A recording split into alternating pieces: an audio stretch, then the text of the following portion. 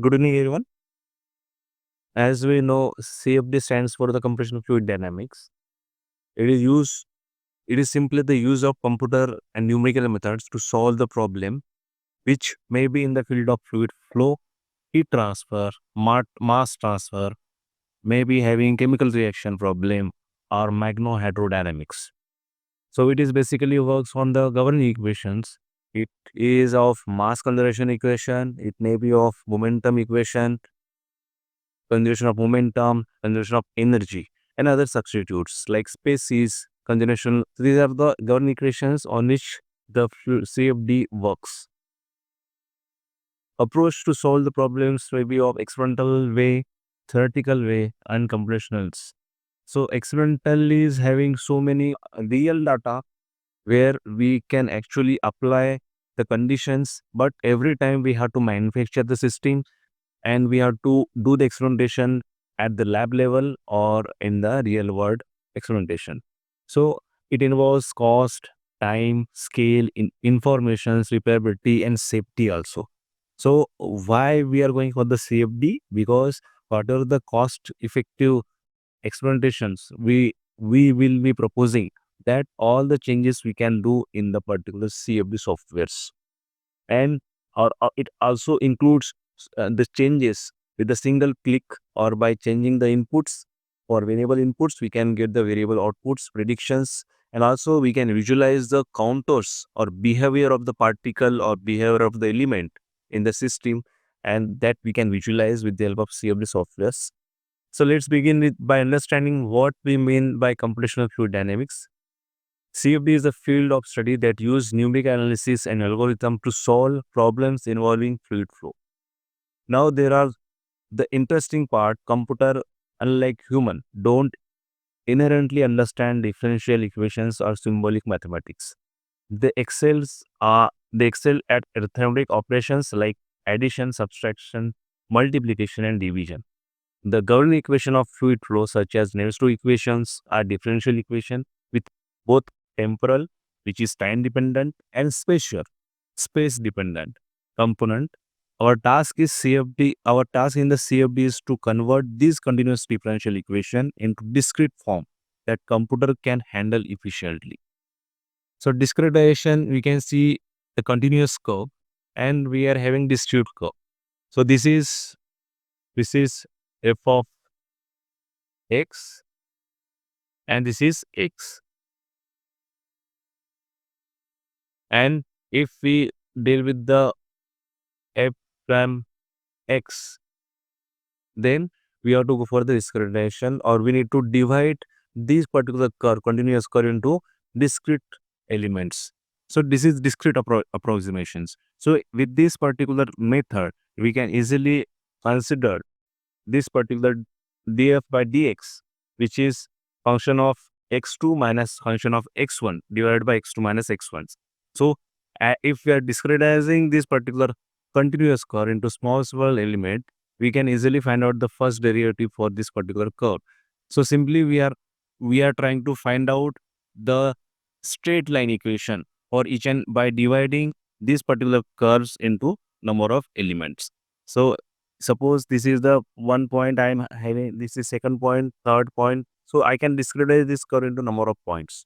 And if I want to find out the derivative for this line, then I have to draw this particular arrangement. I am joining any 2 point on the line 1 and 2, and with this I can easily find out the derivative for this particular curve. So we can say the continuous curve is represented by the function f of x. If we want to find out the gradient or slope at specific point, we can approximate it using two nearby point on the curve. The formula for this curve is, as we already learned in the particular 12th standard, limit function. You can see this df by dx, suppose, which is limit x2 minus x1, f2 minus f1, x2 minus x1. So accuracy of this approximation improves as the point x1 and x2s are placed closer together. So finer the grid, more accurate our solution will be. This principle of defining the grid is crucial in CFD. Okay. So spatial discrimination is not limited to the just space, it also applies to time. So spatial discrimination, this involves dividing the physical domain into small segment of or grid points. At each grid, at each grid point, we store variable like velocity, pressure, or density. Okay, spatial derivative and spatial discretization and temporal discretization for problem that change over a time. We can't simply jump from initial to the final time. Instead, we divide the time into small interval. 0, delta t, so t1, t2, t3. So this we know known as time steps. So this is space derivative, this is related to the space, and this is related to time. So time steps. So as we know, equation discretization means continuous curve or smooth curve we are converting into discretized form. So continuum is equals to algebraic. To make the concept clear, let's consider the classical CFD problem, lead driven cavity flow. In this setup, we have square cavity where three stationary walls, a stop lead that moves horizontally. The motion of the lead includes primary vertex inside the cavity. Depend on the speed of the lead, we may also observe secondary and even tertiary vertices near the corners, right? Near the corners. The objective of this simulation is to analyze the flow pattern inside the cavity at a specific time. For example, after 5 seconds of lead movement, however, the lead of is however, instead of jumping directly to 5 seconds, we increment time in small steps such as 0.005 seconds to capture the evolution of the flow accurately. Okay, so that is the advantage of time step derivatives.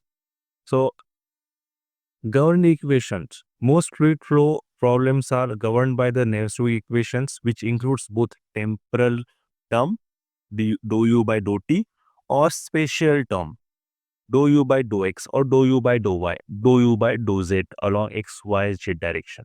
Right? To solve these equations numerically, we need to discretize both time and space component. After discretization, we convert the continuous equation into algebraic form that computer can solve using numerical method. So what are the numerical method?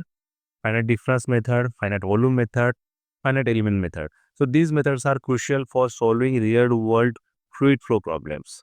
Again, consider the linear convection equation. You can see dou u by dou t is equals to dou u by dou t plus c dou u by dou x.